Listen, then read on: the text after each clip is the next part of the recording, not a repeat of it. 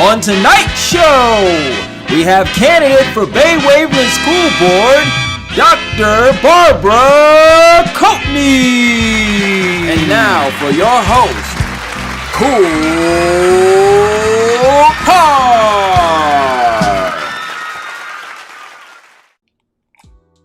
Welcome back to the show.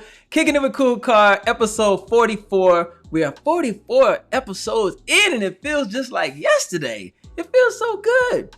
I keep bringing you guys value, excellent guests with beautiful minds, bringing you all the value, dropping you gems. Man, I'm telling you, I've had some extraordinary people on here and it continues tonight. Tonight, I got a special guest. Okay, I've never had a candidate for any type of election on here. And we're not talking presidential, we're talking education tonight. Now, education, I hold that near and dear, and a lot of us do because education is key, right? So it's election time, it's election season. This falls right in line. So I had to bring it to you. And I told you, I'm even going live on election night, you know? It's not going to stop the show, okay? We just got to keep going. But hey, anybody that's tuning in for the first time, I thank you. And I invite you to subscribe to the show so you can continue to come here and get these gems and get this value that I'm bringing to you through these guests that I have on here. Don't let these guests come on here and drop value and let it go in vain. You can't do it. Don't do it to yourself. Don't do it to me. I need you. You need me. I do it for you. So come on here and get this. All right. But without further ado, I'm going to bring on Dr. Barbara Coatney. She is up for Waveland School Board. That's Bay St. Louis, Waveland, Mississippi. She's done it all in education, and now she is going to try her luck. I ain't even gonna say luck. She's gonna try her hand at the next level. Policies, politicking, making a difference at the next level. And she needs your vote. She needs everybody's vote. We got to go out and vote. And she's going to tell you how to do that. She's going to tell you why she's the best candidate. She's going to tell you what she's going to do. She's going to tell you where she's been and where she's going. So let me bring her on in with a nice little warm welcome to KoolKard way, the cool way. Dr. Barbara Coatney.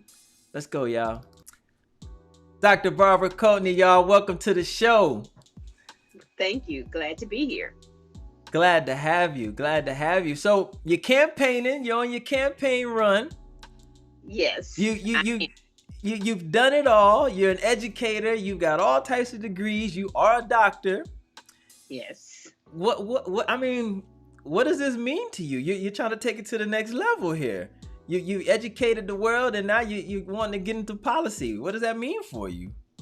Well, we have a small town here in Waveland. And Waveland the population is about 6,000. Okay. And we have children, and children to me, they're our future. In order for children to get the best education, they need to have board members with an education that will make decisions that are best for the parents and for the children. So to grow that, I feel like I'm retired. Why not me? I've done a lot in education. I've had a lot of good experiences, and I think those experiences will add growth to the district. Now, I'm not saying we have a bad school district because we don't. We have a good school district, but I want to make it better. Okay. There's always room for improvement. So you pretty much, your motivation is change. So you not in a bad way, but you want to be that catalyst of change and pushing it forward and just seeing it grow in the right direction. Yes, I believe that because of my experiences in education and my experiences with dealing with the community, we have a good community, but the community needs to have someone to speak up for them. Okay.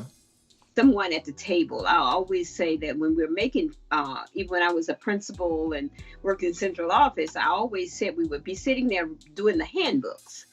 And I would say to the people in the room, I said, we make all these rules, but the people who are affected by these rules, they're not at the table. Have no say so. So why not have a person that has had the experiences that a lot of especially our poor parents have. you need to have someone who's been poor at the table. Okay. Someone who had to, kind of claw their way up through the education arena. And I have those experiences, and I can feel what parents are going through when they come to a board meeting and they're asking, please do not put my child out of school. He has 1 more month in school, or he has 2 more months in school, so that I can say, I've been there. I can do this. I can, and I'm not saying that what they're doing now is bad, but I believe that working with the board members that are already in place, that together we can do what's best for not just for the children who know somebody that knows someone, because we're in a small town. So everybody that knows someone, or everybody that's a cousin to someone, well, then they get the breaks. But I'm talking about the people that has no connection.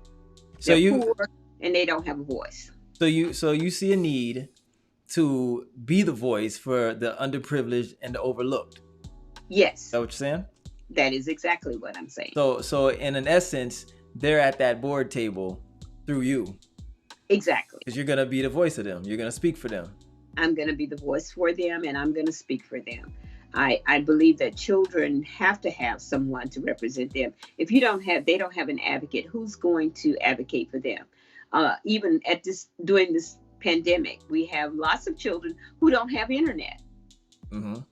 And if you give them, one of those little things that you plug in, hotspot. Well, if you're in the woods, the hotspot still don't work. Exactly.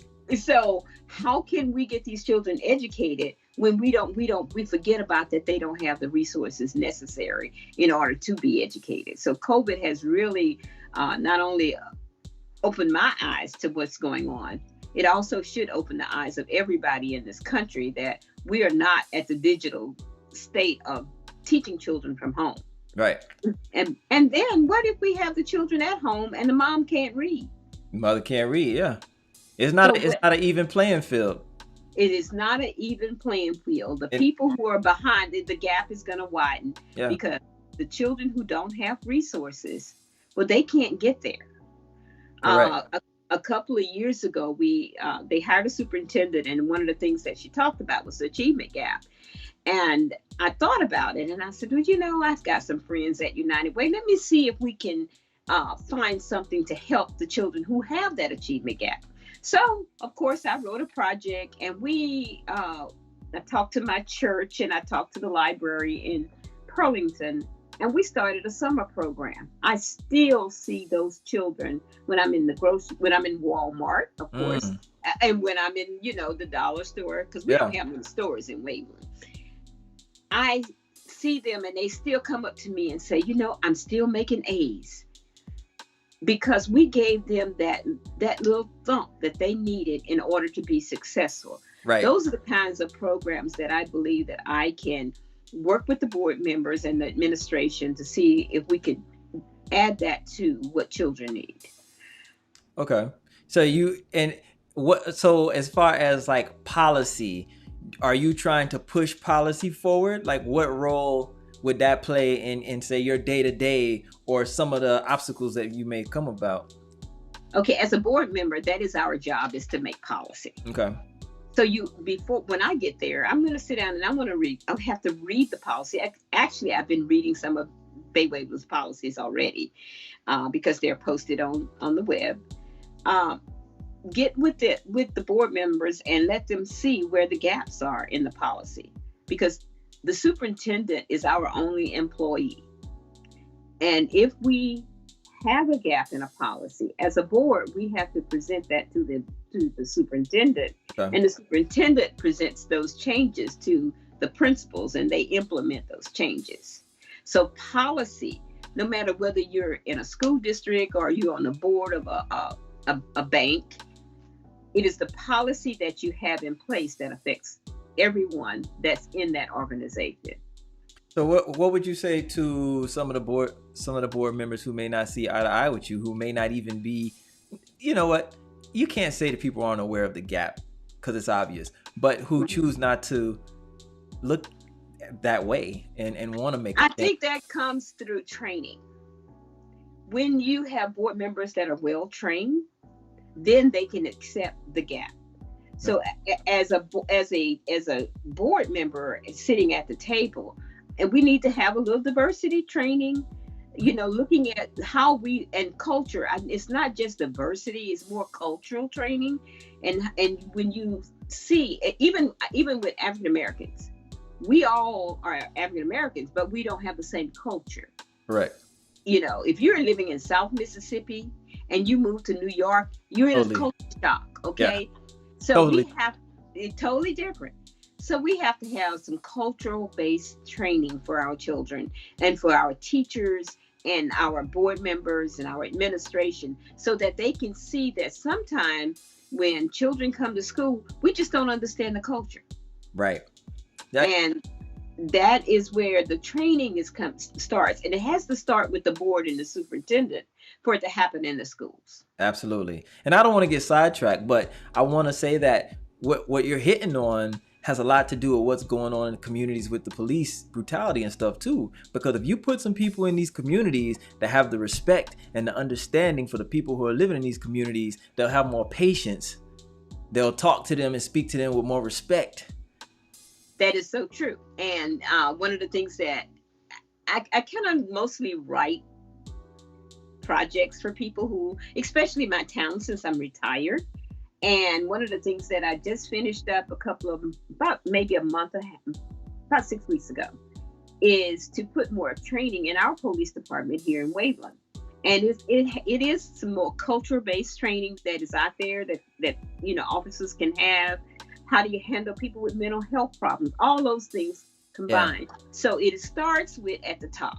It doesn't start at the bottom. It has to start at the top to really have any real change to happen. Yeah, definitely. Absolutely. What would you say to the workload? Is it like a 9-to-5 workload? What's the workload like if you were to take on this position, and do you have the time to devote to it? Let me just tell you, I'm retired. I don't take a 9-to-5 to anybody, but I will say this. The workload for being a board member is not that great. Okay. They have meetings, and meetings are mainly in the afternoon. There is a time set where you have to go and visit the schools, but you only go visit schools as a board, as a total board. You don't go as an individual. Because I always say, I don't wear my board hat at the table. I've served on lots of boards, so I know you don't wear the board hat unless you're at the table. I misspoke. When you're in the boardroom, that's when you're a board member. Otherwise, you're a private citizen. Okay. So the time that is necessary now, the reading time, I know that I have to read everything. As one of the things, that's why I can't have C, is that I read everything. Okay. And one of the things that you have to do is you approve expenditures. I'm one of those that's going to read every dollar. I'm going to read every program. I'm going to check when children are tested and they give me a report. I'm not going to get to the boardroom and then open up the packet right as soon as when I get there, or if it's on my computer or my iPad. I'm not going to open it up when I get to the boardroom. I'm going to be prepared. If I have questions that I don't understand, things that I don't understand, I'm going to call that one employee that I have, and that would be the superintendent, and say, can you explain this to me? I am not a show getter. I don't want to, because the newspaper is in the room, I'm not going to do that. I wouldn't sabotage the superintendent. Right. I call the superintendent early and say, can you explain this to me? And so that we can get on one accord before the board meeting. Okay. So what qualities would you say that you would bring to that environment and that you would be impressionable with? One of the things that was mentioned to me by someone was that they had a conversation about Black Lives Matter. Mm-hmm. And I was thinking, I said, I wonder how that conversation went, because there's nobody Black in the room. So that just stuck me, was the fact. I said, I will bring diversity to that board. I can give them the perspective of the difference between my little, I always, when I was principal, the one thing I noticed about Black girls, because I'm that way, is that when we're standing in line, we don't have to hear, nobody else can hear the music, but we can hear the music. If we're humming a song and we have a song in our mind, we'll start moving. Yeah, for sure. If the teacher says everybody stand in line in a straight line and be quiet and da-da-da, she's not making noise, but she hears the music. That is a cultural difference. It is. And that's what I can bring to the table and say, no, she wasn't being disrespectful. She was probably in her own zone. Yeah. And she heard the music. She was bopping. That's why she moved, okay? Yeah. So we have to have those kind of conversations when I'm sitting at that board table, because I can explain that to them easily. Absolutely. Yes. What would you say to so in a small town like Bay St. Louis, Waveland, I know that the dropout rate could become alarming in small towns, less resources and things like that. And I'm just speaking in general. Mm-hmm. What would you do to kind of decrease the dropout rate, to encourage kids in the community and their parents to just be more involved in education, to get excited about it? What could you do? What type of programs or policies could you implement for that? I think that boards need to have kind of like a fireside chat, the way we're doing now, with parents, to find out what are the real needs for these children. There are children that are not college ready. They will never go to the university, but they could do welding. They could be a beautician. Right. They could just having an alternative school so that kids can fill in the gap in the little circles to answer the question. That's not beneficial for children. Children need to learn, especially when they're in high school. Really, they need to start at junior high. Yeah. They need to look at what is it this child is interested in. If he's good with his hands, why not be a mechanic? Exactly. I was gonna. Why not build some houses? Yeah. Those are the kinds of things we need here in South Mississippi, because we had Katrina 15 years ago, more. We are still building, and if we could train these children to build houses, to lay brick, to do all these kinds of things, versus just taking a test. Yeah. And hoping they'll get in some school.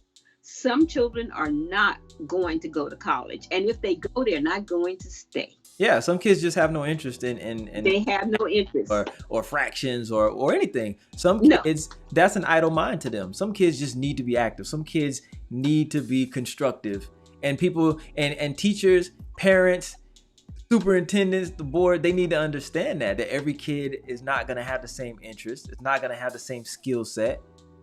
Well, Mississippi had something they call the certificate of attendance. Okay. Well, what does that say to an employer? Nothing. Nothing at all. Nothing. So what you're going to say is that you were able to sit in a seat for 12, 13 years.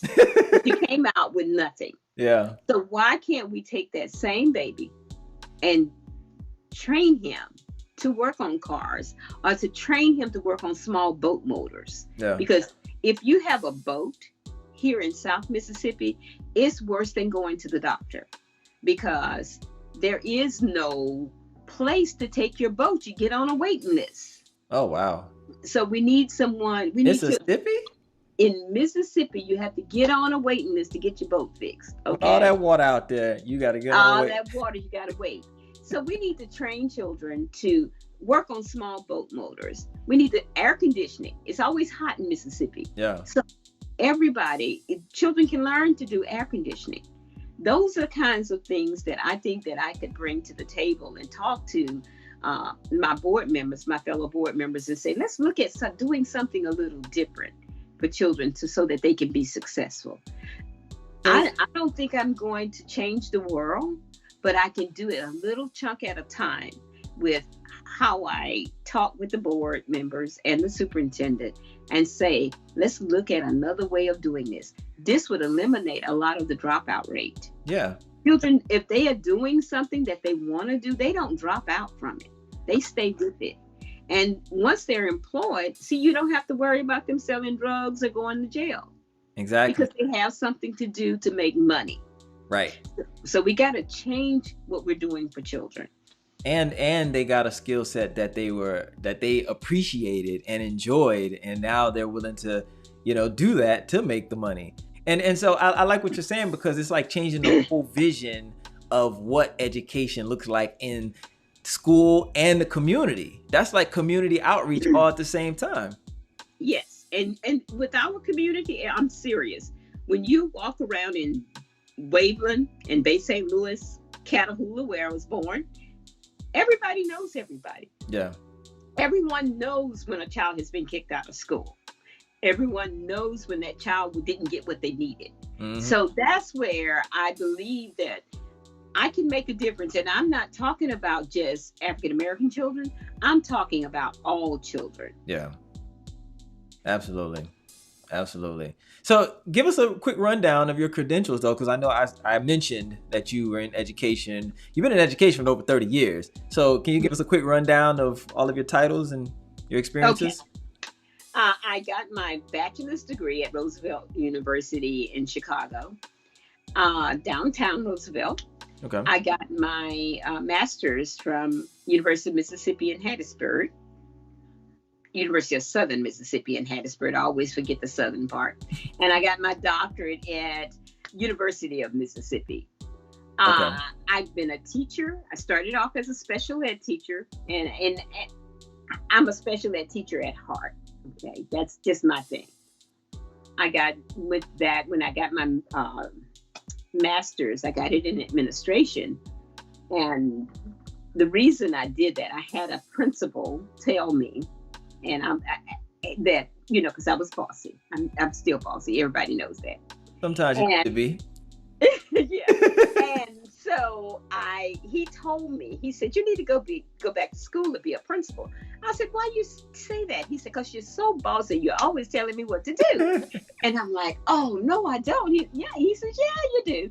So I went back to school to be a principal. And when I did, as soon as I finished my program, I had a job. And so I went straight into administration. I was in administration longer than I was a teacher. I was over 20-something years in administration, because I always have this vision of what things could be like.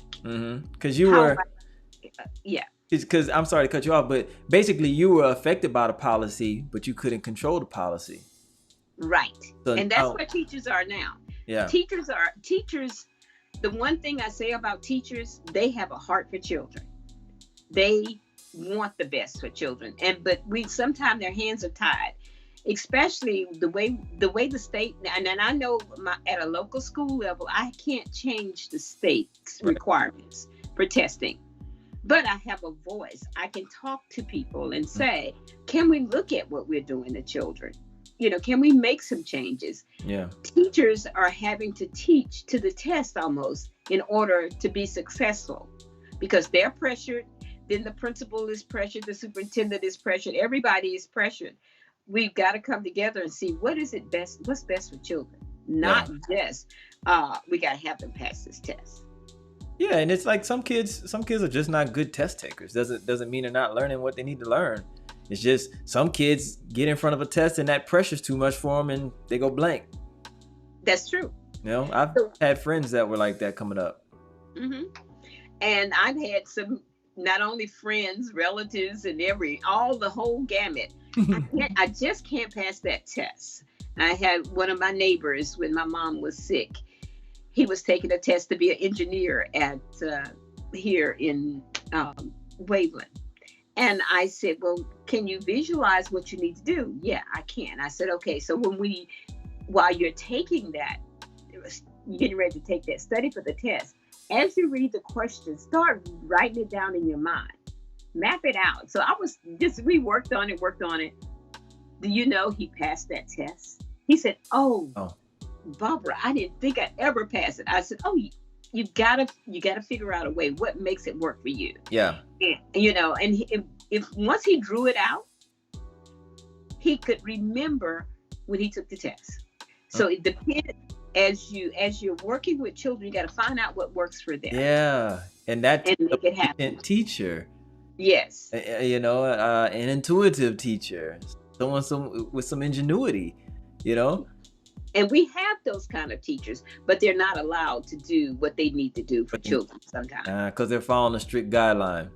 Exactly. Hands tied, yeah. So how do you retain good teachers who get tired of that? Because I'm pretty sure it's a lot of stress. So how do you retain or attract good teachers? Number one, you got to pay them. And that pay is not everything. But then you got to make sure that they feel appreciated. Yeah. And supported. When teachers are appreciated, and any employee that's working for you, I don't care if it's just your housekeeper. If you make that person feel welcome and let them know you appreciate them, 9 times out of 10, you can retain them. Okay. And they sometimes, if it's a couple of $1,000s more to go to Gulfport rather than stay in Bay St. Louis, they're not going to take it. They'd rather stay home and teach. Yeah. If they feel that what they're doing is supported by the administration. You know what I always wondered? Because teachers will always say, well, the pay's not great, but I love what I do. Do you think that's a systematic thing? Like they make it so that they don't pay them well so they can attract the people who are really passionate and they're going to work for little, I ain't going to say little to nothing, but less than what they probably are even worth because they love it. Because if you start paying teachers all this type of money, people will sign up just for the check and not really care. You think? No, I don't think so. No? I think because I work in a school, I've made pretty good money in certain areas in schools. Okay. The one thing that I know about good teachers, they're going to teach whether they get paid or not. Meaning that I can remember when I came back from Chicago, I left Chicago and I thought I was, a real teacher. Uh-huh. And I was making almost $17,000 a year. Now, we talking back in the 80s. Back, yeah, I got you. Yeah, back in the day. I got you. I came to Mississippi and they gave me a contract. It was $6,500. I almost fell out my chair, but I kept the job. $6,500 for what? For the year? For the whole year. Yeah.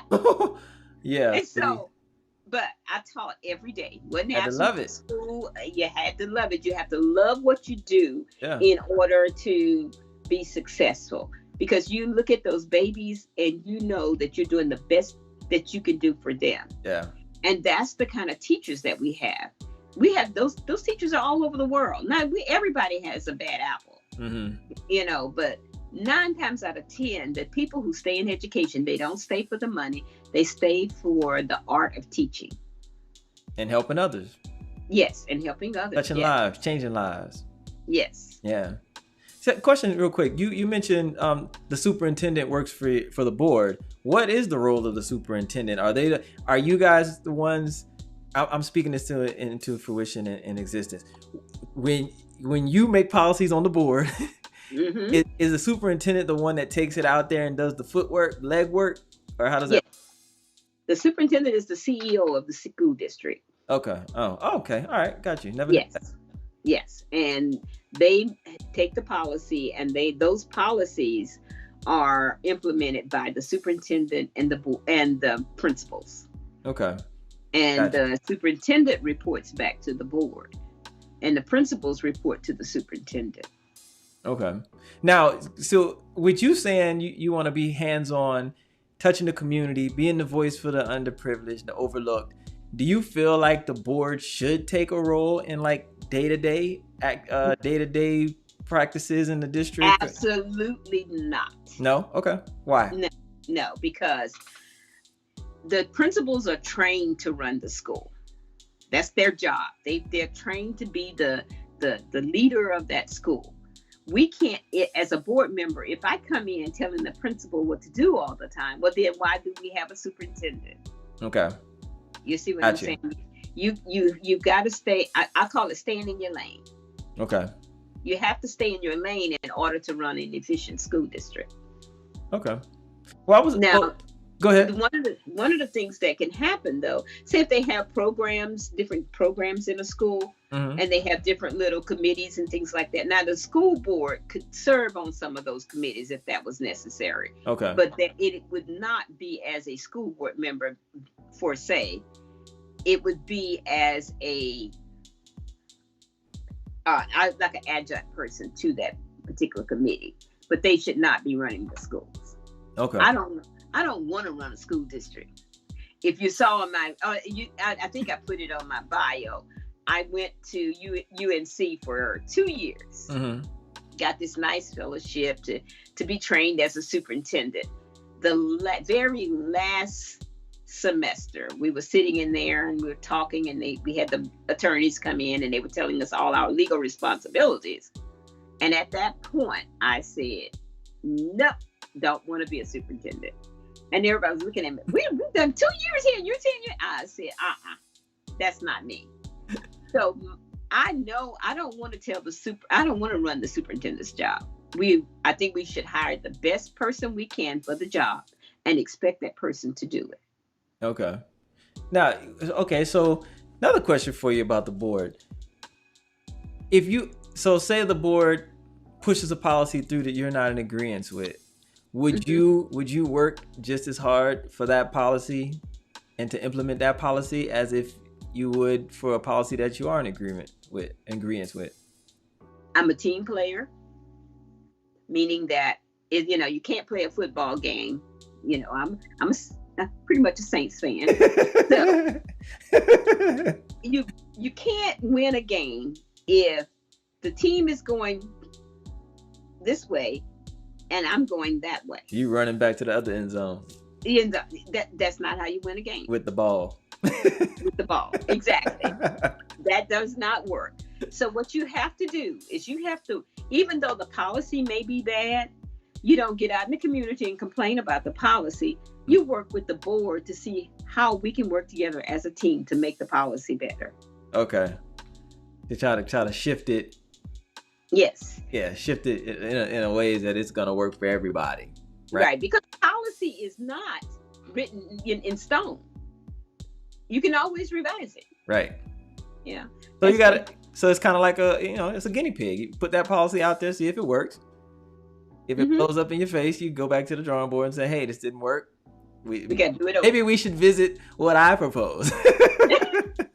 I would say it a little softer than that. Maybe we want to consider some other things. Yeah.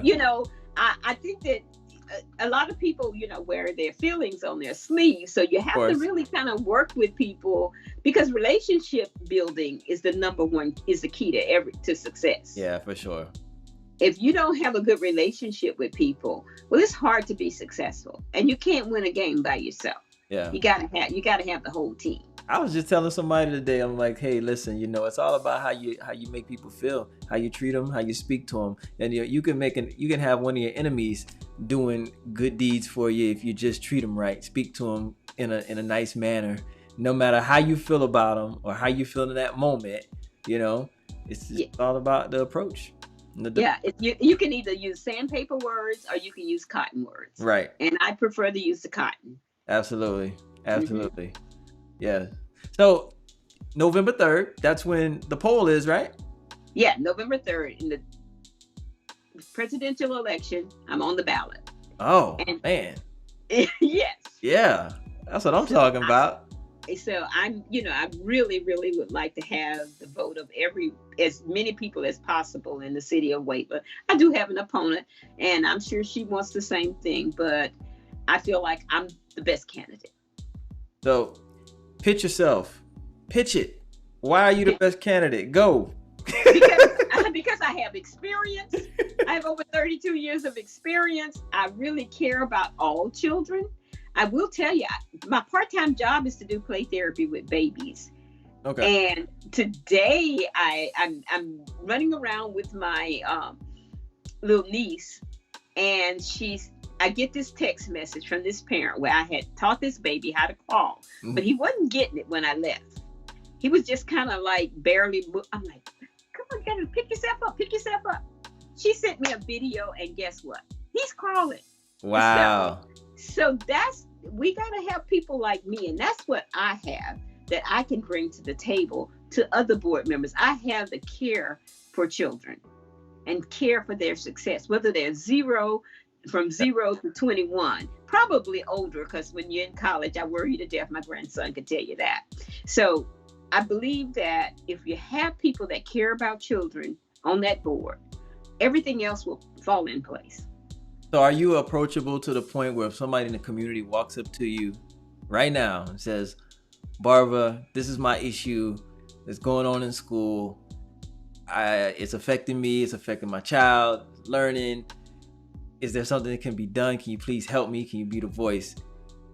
I can be that voice, but I will not go to that teacher or that principal and tell them what to do.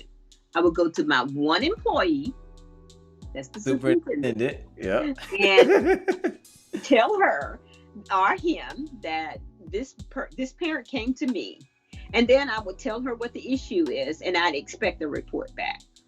Okay. See, everybody, listen, go out and vote early. Early voting has started out here in Atlanta. Has it started out there? We don't have early voting. We're in Mississippi. I don't have, man. No, we don't have early voting. All we have is if you got to work today, that November 3rd, well, then you can go vote early. That's a trap. Okay. I'm not going to get political here. No, listen. My views do not reflect the views of Dr. Barbara Coatney tonight, but I'm telling you right now, that's a trap. How do you not have early voting and leave it to one single day? Well, anyway, everybody get out there November 3rd. The polls will be open late, which they always are. Make sure you cast your vote. Do you guys have like No, let me correct you on one thing. The polls close at 7:00. At 7 on the 3rd? 7. Seriously? I thought they closed about 9. No. Was that only when Barack was being? Not even when Barack was running. Okay, they did not close at 9. They closed at 7. Man, I'm tripping. Hey, I get mine in early anyway, so I don't know. I thought they closed at 9. My bad. But listen, everybody, make sure you get out there and vote. Go on your lunch break. Ask for a break. Get up early before work. Get off work at 5 and go vote. Dr. Barbara Coatney, she is going to make a difference. I can tell she has a heart for children, for learning, for change, for you. She's going to work for you. So you make sure you get out there and vote. And make sure you follow her on Instagram. It's it's Barbara.Mayfield-Coatney51. It's right there on the lower third. Make sure you go follow her campaign, and if she's campaigning anywhere in the city, in the town, get out there and support. She has her signs up, and she's making a difference. Thank you. Yes. Is there anything that you want to leave us with, Dr. Barbara Coatney? Yes. One of the things that I learned a couple of years ago from the priest, he said that you should always try to make your community better. Mm-hmm. And the one thing that I like to do is make the city of Waveland a better place to live. Absolutely. And I believe you're going to do that. Okay. Thank you. And I believe you're going to win. That's what's in my heart. I feel that. Well, I'm glad. And I do too. So I do have confidence that I win. I hope that everything that you're displaying here is conveyed effectively on your campaign run. Do you have any more like public engagements or anything like that? Or I do have a meet and greet this Saturday at the Waveland Pier in the lighthouse section where we just built a lighthouse, and it's going to be from 2 to 4. Okay. I will have it's just a small meet and greet, and we're going to follow the CDC guidelines. Basically, that's it. And from that, I think I'll do the trunk or treat on the 30th here in Waveland, where you give out the free candy. Yeah.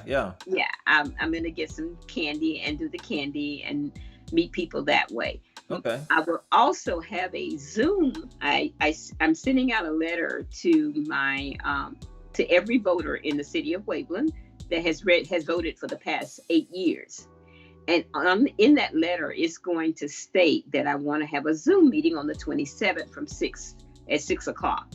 And if they send me their email address to the email address that I put in there, then I will give them an invite to the Zoom meeting, and I will answer any questions that they have. Here's an idea. At the trunk or treat, you should take down emails. That would be good. Thank you. I like that idea. Have a pen and a pad, and as you're handing out, have somebody taking down email addresses. And I'll do that on Saturday too. Yes. Get as many as you can. And there you go. Fill that database up and hit send. Okay. I sure will. Okay. Yes, indeed. We got to work together, Barbara. Yes, we do. Thank you so very much. Yes. Listen, I wish you much success on your campaign. I pray that you win. I feel that you will win because I feel that you will really make a difference, that you really care genuinely, authentically. Yeah. So I just wish you the best, man. And I'll keep an ear out. I want to see a celebration on Facebook after your victory. Yes. Yeah, it has to follow the CDC guidelines because I'm really funny about that. So, but we will have a little celebration. Yes. Okay. I look forward to it. Okay, I'll send you a link. Yeah. Hit me up. I can do that. All right, Barbara. I really appreciate you coming on the show and giving me your time and enlightening us, about education and just speaking up for those who don't have the voice. Yes, definitely, man. You got a heart for it. We appreciate it. We see the love, the passion that you have for it. So I think you'll go a long way. You'll do great. Everybody get out there and vote, man. Vote, period. We need it this year, every year. There's an election. We need it. You make the difference. He can make the difference. Y'all go out there and vote. We're not telling you who to vote for, but you hear it, you see it, you know what it is, you feel it in your heart, and there it is. Everybody tuning in tonight, we appreciate you coming on. If this is your first time viewing this show, I invite you to subscribe so you can continue to get the value that I bring with my guests like the phenomenal Dr. Barbara Coatney. I'll give you a round of applause. Appreciate that. You have a good night. All right, you too. Episode 44 is in the bag, y'all. Next week, I'll be back with another guest. You never know who I may have. On Tuesday, 10 p.m. Eastern Standard Time, YouTube Live. We'll be here kicking it. All right? Till next time, y'all. Appreciate you tuning in.